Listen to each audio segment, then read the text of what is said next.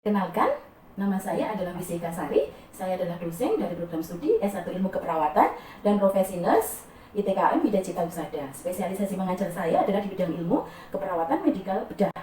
Saya akan menjelaskan delivery, interaction, dan assessment dari salah satu MK yang saya ampu, yaitu adalah MK KMB 3. Tapi sebelum itu, saya akan menjelaskan deskripsi MK dari KMB 3.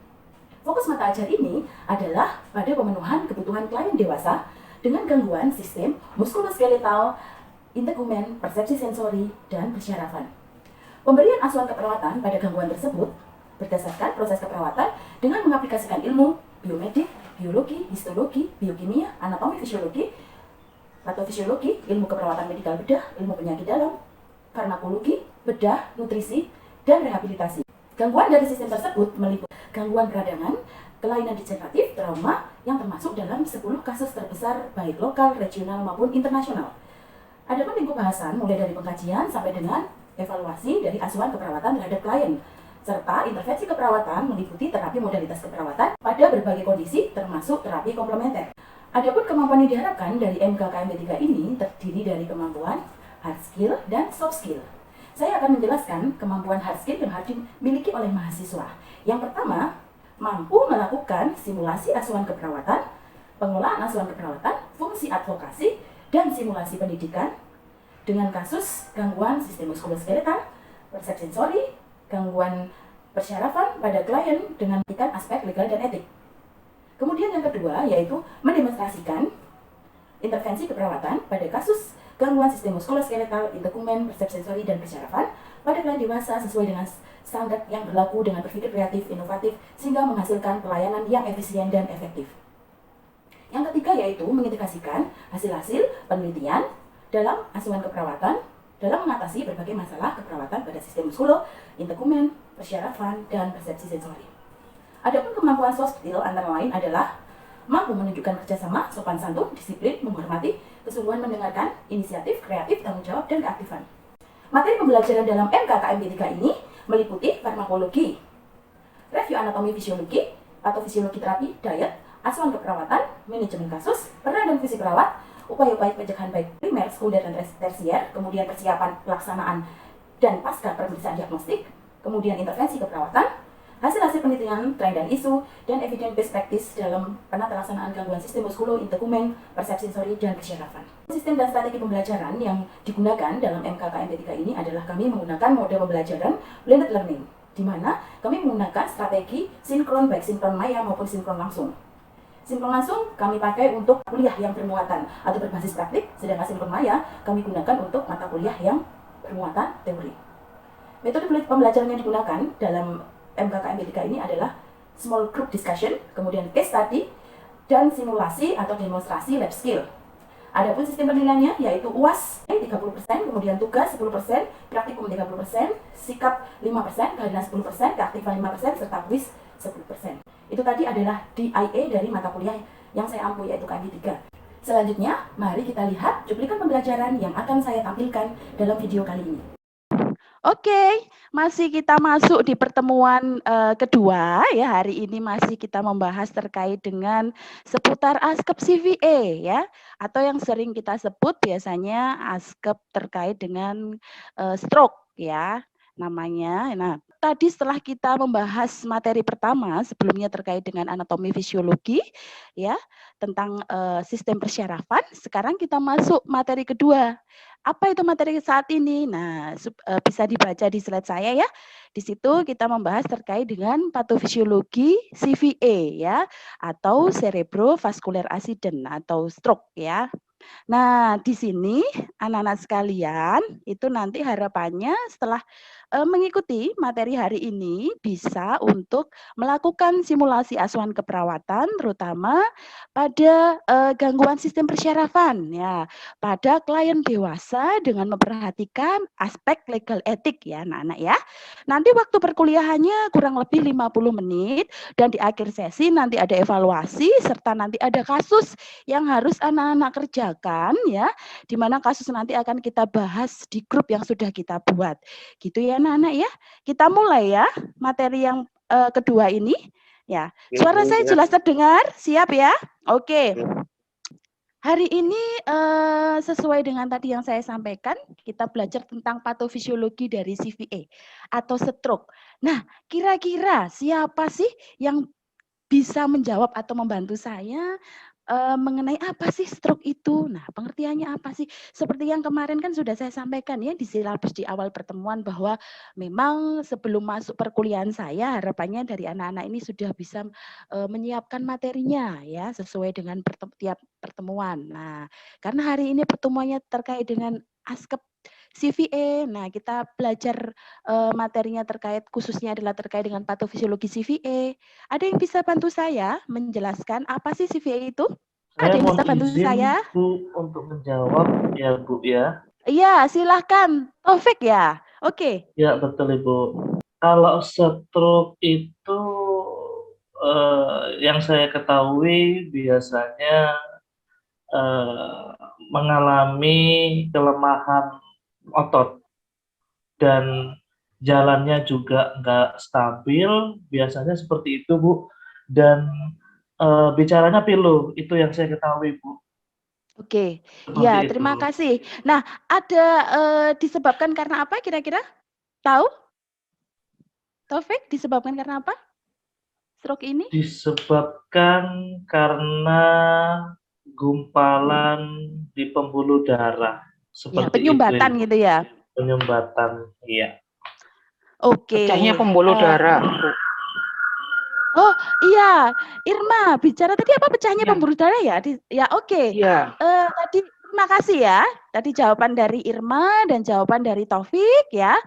Berarti sebelumnya sudah membaca ya materi tentang apa sih CVA itu. Nah, sebenarnya CVA itu sama dengan serangan jantung. Nah, serangan jantung yang seperti apa? Ya, tetapi kalau serangan jantung ini kan terjadi pada jantung, tapi kalau CVA ya terjadi pada susunan saraf otak yaitu susunan saraf pusat yaitu otak ya.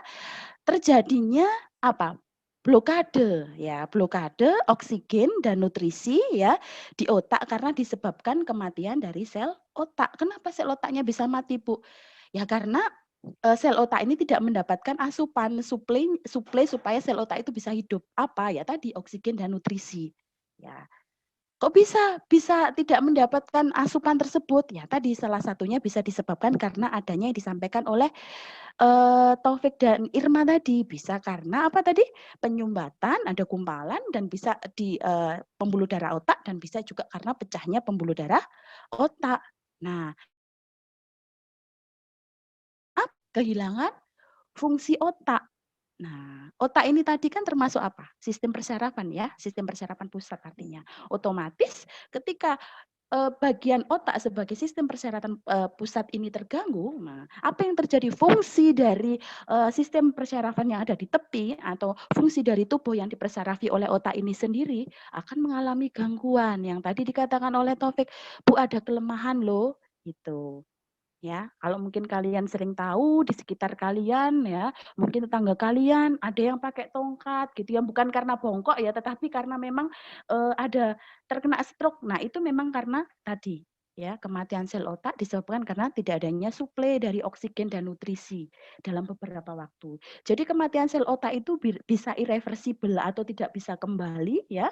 Lagi sel otak yang mati itu setelah 10 menit tidak mendapatkan asupan oksigen dan nutrisi yang harusnya dibutuhkan, seperti itu. Saya lanjut ya.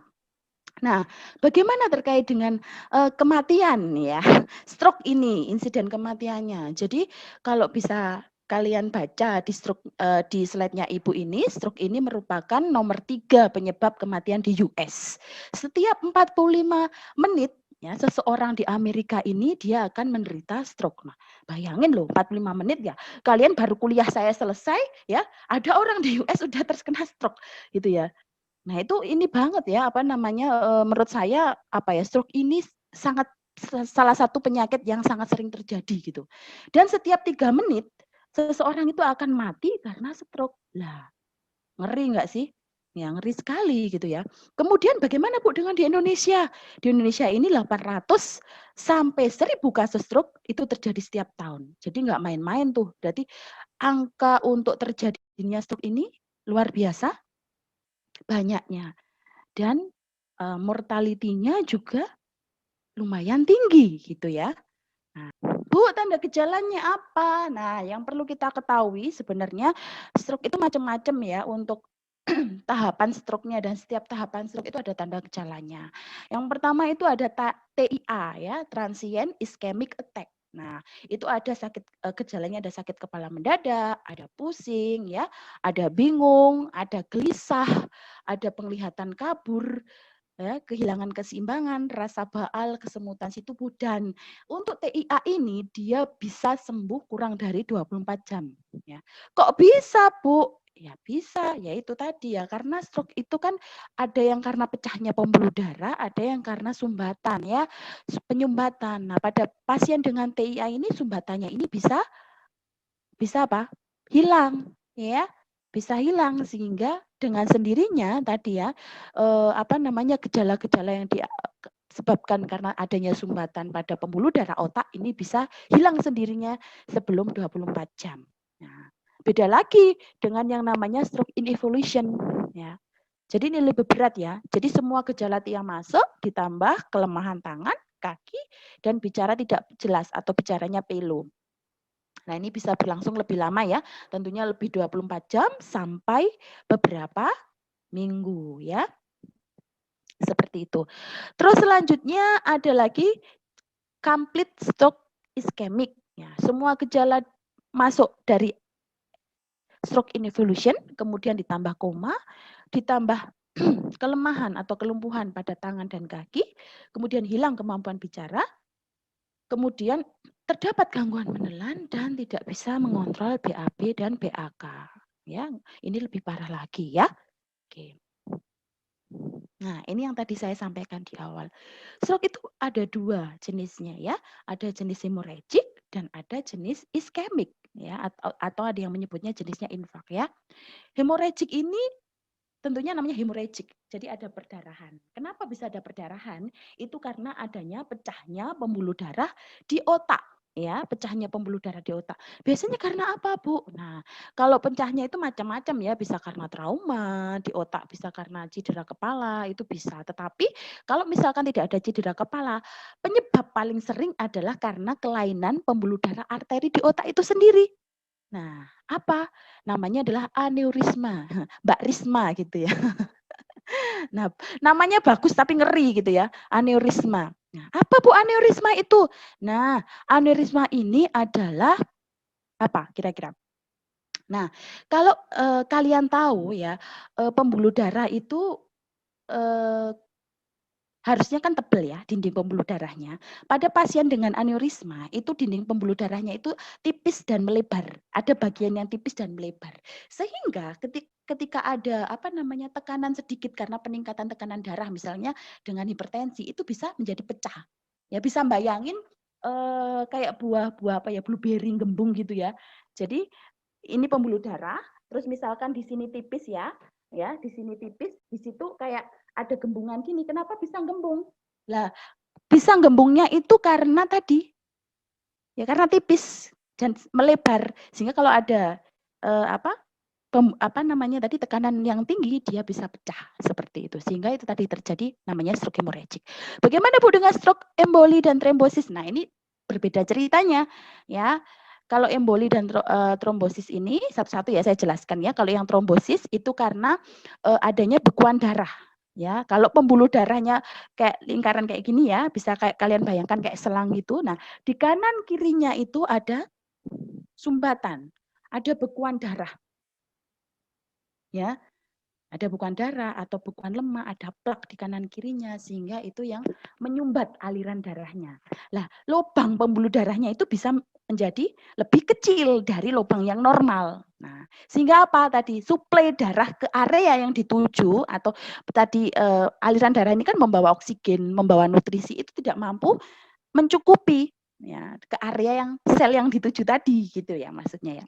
Kemudian selanjutnya adalah stroke emboli. Ini beda lagi kalau stroke emboli. Namanya emboli itu ada embolus. Apa itu embolus tuh, Bu? Ada timbunan lemak, ada bekuan darah. Nah, dia ikut jalan-jalan mengalir melalui pembuluh darah. Ya, lewat aliran darah nanti sampai pada di pembuluh arteri paling kecil, di situ dia akan menyumbat. Ya, sama seperti kalian bisa bayangin gini. Kalian pernah minum es jeruk ya?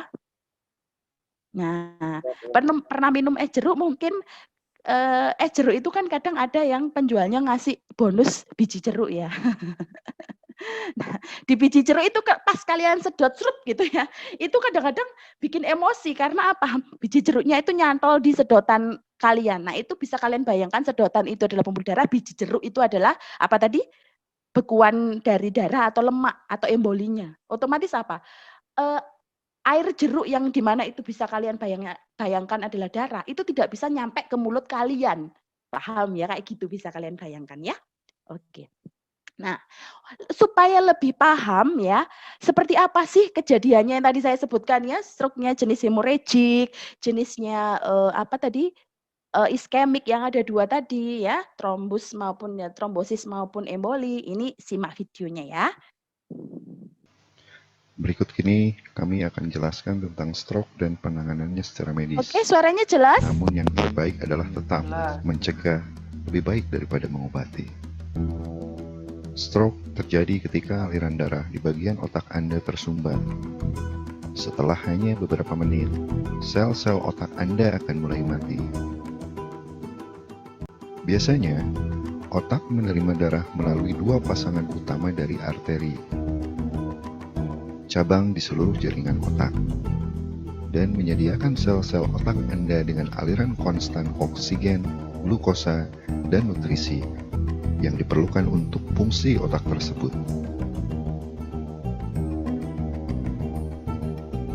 Dalam satu jenis stroke, yaitu stroke iskemik, arteri di otak Anda menyempit atau menjadi benar-benar tersumbat menghalangi aliran darah normal.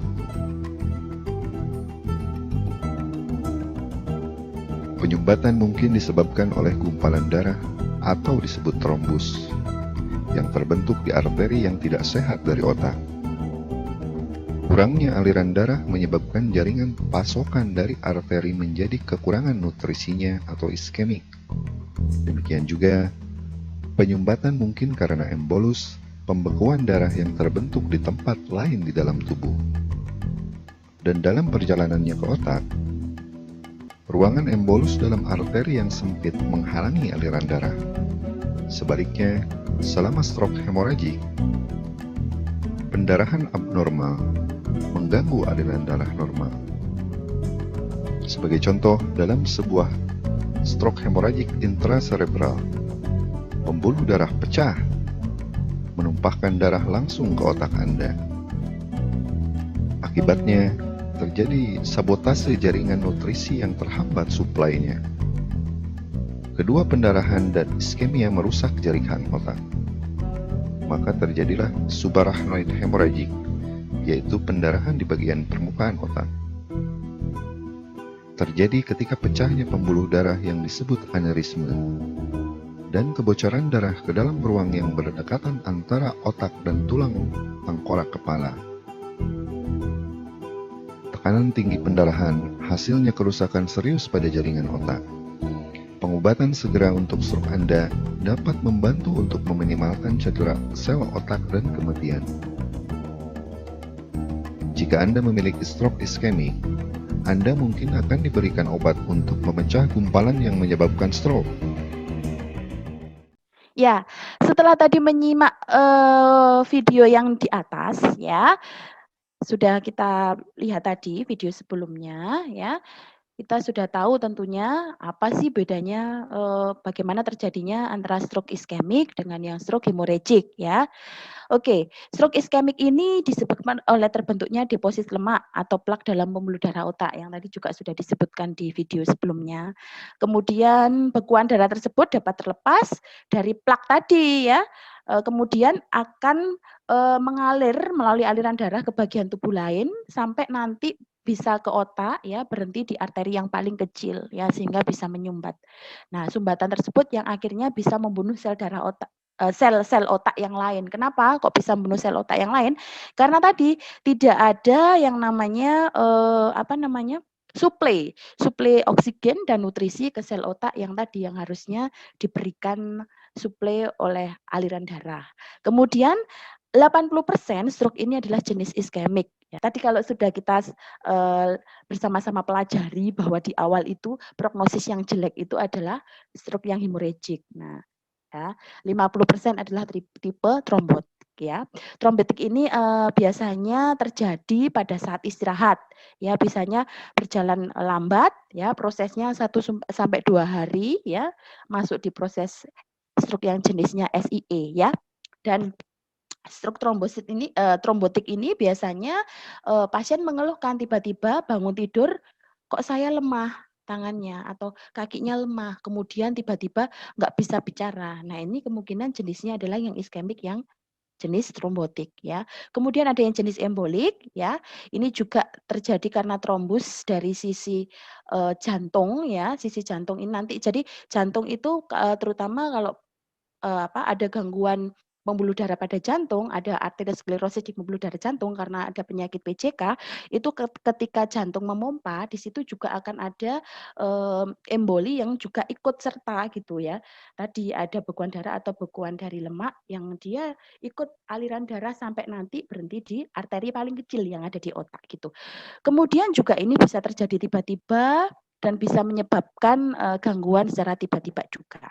Nah, ini ya dari yang tadi saya sebutkan ya, gambarnya seperti ini ya. Ada plak atau bekuan arteriosklerotik ya di kanan kiri dari pembuluh darah ya di otak ya. Nah, ini bekuan darah seperti ini ya. Nah, selanjutnya adalah jenis yang hemorrhagic. Ya, ini karena adanya pecahnya pembuluh darah yang tadi ya, sehingga bisa membunuh sel darah otak yang dapat disebabkan aneurisma dan 20% adalah stroke jenis ini. Ada intracerebral dan subarachnoid ya, jenisnya hemorrhagic. Intracerebral ini terjadi ketika aktivitas, misalkan ada yang tiba-tiba pernah tahu ya, ada yang aktivitas tenis gitu ya, kemudian tiba-tiba pingsan di lapangan. Itu kemungkinan adalah stroke hemorrhagic yang jenisnya adalah intracerebral, jadi dengan aktivitas tinggi gitu ya. Nah, kemudian biasanya akan dimulai dengan awalnya sakit kepala ya, dan biasanya berhubungan dengan aneurisma atau berhubungan dengan adanya trauma ya. Kemudian kalau subarachnoid ini perdarahan terjadi di bawah dura. Kalau kalian masih ingat lapisan dari otak itu ada 3 ya. Durameter, arachnoid, dan piameter. Durameter adalah lapisan yang paling luar. Nah, stroke jenis hemorrhagic subarachnoid ini adalah perdarahan di bawah durameter ya. Kemudian bisa menyebabkan koma, ada defisit neurovokal juga. Nah, ini seperti ini ya gambarannya ya. Nah, durameter, arachnoid, kemudian piameter. Nah, ini kalau perdarahan intracerebral di sini, tetapi kalau perdarahan subarachnoid, nah di sini di bawahnya dura. Nah, durameter kan di sini ya. Oke. Nah, ini yang tadi saya sampaikan. Apa sih sebenarnya risk factor dari stroke itu sendiri? Jadi ada 2. Ada yang bisa dikontrol, ada yang tidak bisa dikontrol. Yang bisa dikontrol itu apa? Ya, obesitas, kemudian tekanan darah tinggi, ada DM, dan ada kolesterol yang tinggi, ada penyakit kardiovaskuler, terutama adalah penyakit PJK, penyakit jantung koroner. Penyakit-penyakit ini yang tadi yang saya sebutkan itu bisa menyebabkan kerusakan dari pembuluh darah endotel dari pembuluh darah, sehingga akan terjadi yang namanya plak tadi atau arteriosklerosis ya. Selain itu seperti DM, kemudian kolesterol tinggi ini juga bisa menyebabkan kekentalan dari pembuluh darah. Ya, bisa menyebabkan adanya koagulasi koagulasi platelet dan juga bisa menyebabkan adanya apa? Tadi menyebabkan adanya emboli ya, yang tadi emboli ikut aliran darah gitu ya. Kemudian juga gaya hidup yang buruk. Jadi ada merokok ya, kemudian ada yang tidak mau olahraga sama sekali ya. Kemudian alkohol, pengonsumsi alkohol, kemudian stres tinggi ini juga bisa menyebabkan stroke ya. Nah, karena apa? Bisa meningkatkan tekanan darah. Hal-hal ini tadi ya. Nah, selain itu merokok itu juga bisa merusak dari dinding pembuluh darah, dinding endotel pembuluh darah ya. Ada juga faktor yang tidak bisa dikontrol ya. Kita kalau ini sih ya sudah ini bawaan ya, nggak bisa dikontrol. Contohnya adalah umur. Nah, umur yang lebih tua itu memang bisa terkena stroke karena apa? Sebenarnya bisa terkena stroke karena apa kira-kira fungsi dari pembuluh darah itu sendiri sudah ada kekakuan pada pembuluh darah, adanya arteriosklerosis. Begitu pula untuk jenis kelamin. Pada laki-laki itu lebih tinggi terkena stroke. Kenapa? Ya, karena faktor resikonya pada laki-laki itu dibandingkan perempuan, hormon estrogen yang dimiliki perempuan itu melindungi kelenturan dari pembuluh darah. Tetapi semakin berjalannya usia, perempuan menopause juga akan mempunyai kesempatan yang sama dengan laki-laki ya, untuk bisa menderita stroke. Kemudian juga masalah genetik terkait dengan riwayat keluarga yang juga menderita stroke atau hipertensi ya. Ya, ini juga tidak bisa dirubah ya, akan mempengaruhi terjadinya dari stroke itu sendiri. Oke, nah ini ada kasus ya. Nanti yang kalian harus kerjakan setelah tadi mengikuti perkuliahan saya ya. Jadi kasus ini nanti dikerjakan, kita bicarakan di grup yang sudah kita buat ya anak-anak ya. Oke, tadi kita sudah melihat video, kemudian kita sudah selesai melakukan perkuliahan hari ini ya terkait dengan materi patofisiologi stroke. Nah, sebelum kita tutup, sebelum Ibu tutup, nah ada yang mau tanya enggak kira-kira tadi terkait dengan materi hari ini? Saya, Bu. Oh iya, silakan Dana. Kapan hari itu tetangga saya tiba-tiba tangannya lemas, Bu. Terus dia bilang ekstremitasnya kesemutan, terus penglihatannya jadi kabur begitu, Bu, buram. Tidak sampai 1 hari, terus hilang gejala-gejalanya, Bu. Nah, yang seperti ini apa termasuk stroke ya, Bu ya? Oke, jadi kalau tadi yang disampaikan Bu, tetangga saya itu mengalami kelemahan Bu di ekstremitasnya. Kemudian bicaranya agak kesulitan. Apakah itu jenis stroke ya Bu?